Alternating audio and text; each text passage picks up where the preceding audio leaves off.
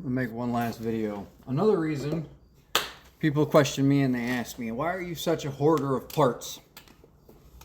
And it's not just any year, make, and model.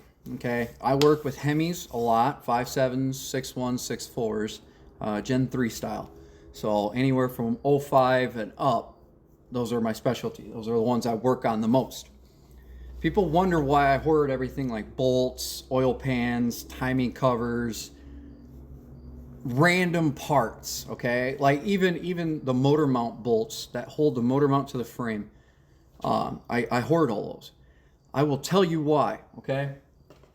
Right here, I have a box. I've had this box for about 6 years, since I first started tearing apart these engines. And the reason that I keep them, I'll kind of show you here, is for reasonings like this.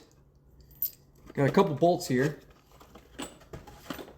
These bolts were the ones that were on that engine from that '07 Charger when I pulled it. Stuff like this. And this, okay? Now this one almost looks right. I'll show you. On the top of the bell housing, there's 4 of these, okay? 2 of them hold the wiring harness plate on.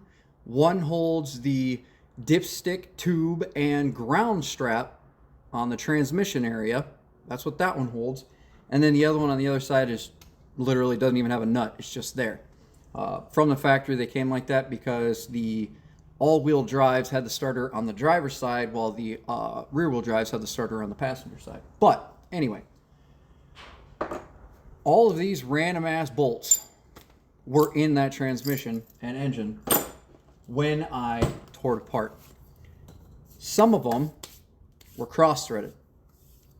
Mostly the ones on the oil pan. So why I stick with hoarding bolts. There's the 4 that are supposed to go on the oil pan. Okay? Here's the 3 that are supposed to go on the starter. And then here are the 4 that go on the top of the bell housing for the ground strap, the tranny dipstick tube, and the plate for the wiring harness. But what's most important are these 2, okay? These are your centering bolts when you're putting the transmission and the engine together.